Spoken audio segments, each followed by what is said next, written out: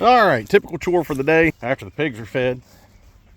So I had to bring more feed out for the meat birds here. So that's 150 pounds of feed. Much easier to throw it in a bucket of the tractor, bring it out, hang it over the fence there. That way I'm not climbing over the fence, lugging it over, climbing over the fence, lugging it over. My age got to make things a little bit easier on your body because, man, I sure didn't over the years.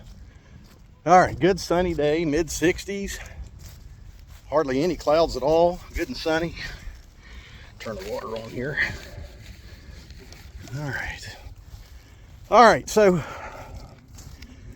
I originally got 600 pounds of distiller's grains for the meat birds. So that 2-3 weeks ago. They're already through it.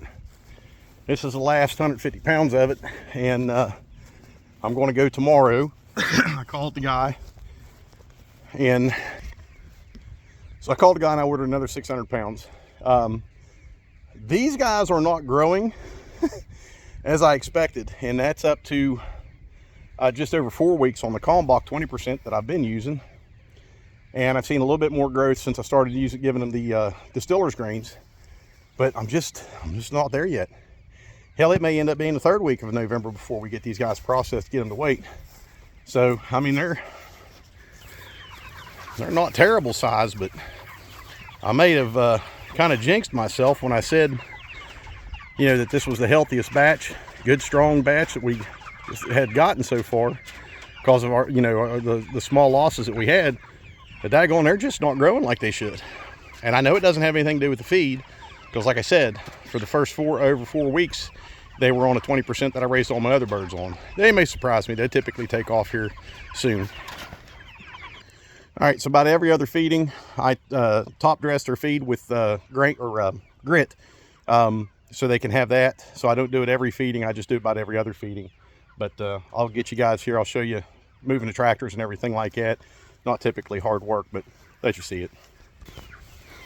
I got to find a place to put this camera. All right, we'll see if you stay there.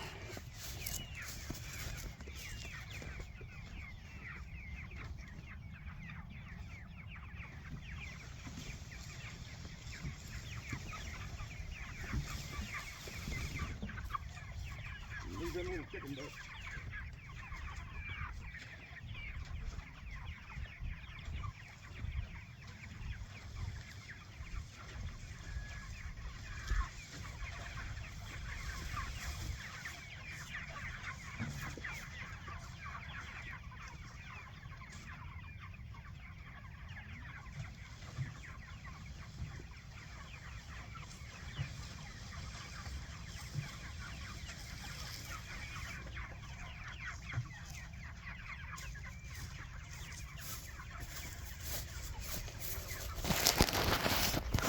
All right, they're moved to fresh grass now.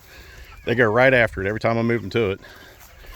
Reason being, and I know I've showed this before, but I'll show you guys if you're a new subscriber. That's 24 hours of poop. So they do a good job at fertilizing this meadow. Feller that cuts my hay, he's gonna love this come springtime when it's ready, or summer when it's ready to cut for the first time. You can see it all the way back there. So they are pooping machines, but what comes out of the back end of them boogers right there, that is great for the fields. All right, so I keep the feed in a galvanized trash can out here. Each tractor gets 2 full scoops of this, and I just pack their feeders full of this. So 2 full scoops, that's all that's left in there, so I had to bring more out. And that's the distiller's grains. They're about coffee ground consistency, maybe just a little bit more coarse, but smells pretty good. If I was a chicken, I'd eat it. All right, and like I said, it's easier to bring the feed out here when I bring out 150 pounds in the bucket of the tractor. So much easier than trying to tote it out here, because it's like a 1/4 mile from the barn to here where I keep the feed in the tractor and stuff. So just throw it in the bucket of the tractor. Now typically when I feed the pigs and everything and come out here, otherwise I walk, because God knows I need the exercise. But other than that, when I bring bulk feed out, it goes in the tractor. All right, I turned the water on ahead of time because it's gravity fed. You can see it up there, and it takes a little bit for that hose to prime, because there's 200 feet of hose. It runs right down here to the side, so I have to let it prime a little bit, push all the air out of it before I can actually water them. Otherwise it's just a trickle and it takes forever to fill those 5-gallon buckets up.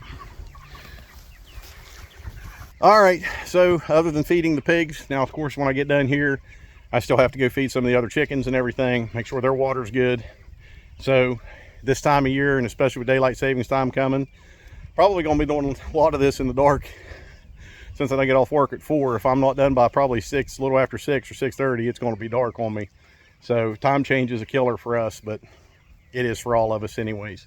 Hopefully they change that stuff. I think they passed a law where next year they're gonna stop it, but who knows. Still shorter days, and that just means work faster, get your chores done as soon as you can. Otherwise you're doing it by headlamp and flashlight.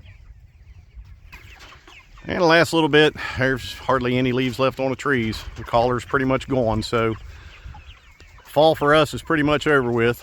That's all the farm back there that you see. All the way, it goes clear way back in the back, goes all the way back around, goes up to a point, the circles way back, comes all the way up here to a point, and then of course everything in front of this here. So a lot of land to take care of. I'm only one person. That's why I use what I use for my animals right now, but eventually we'll get her all done, maybe. All right folks, I'll leave you at that. Get and stay prepared, stay free. God bless y'all.